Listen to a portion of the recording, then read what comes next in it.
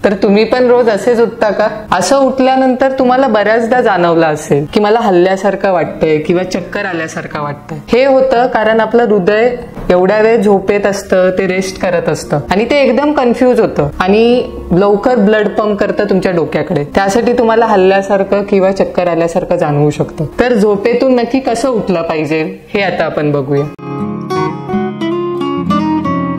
तर तुम्हाला जाग आल्यावर पहिले तर थोडी थोडी हालचाल करा पायाच्या बोटांमध्ये, हाताच्या बोटांमध्ये. हळूच दोन्ही पाय एकत्र आणा, गुडघ्यातून फोल्ड करा आणि उजव्या कुशीवर या. इथे एक 5 ते 7 सेकंद रेस्ट करा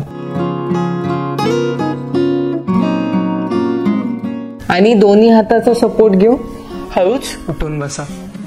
तर पुढच्या वेळेस उठताना हे लक्षात ठेवा. धन्यवाद.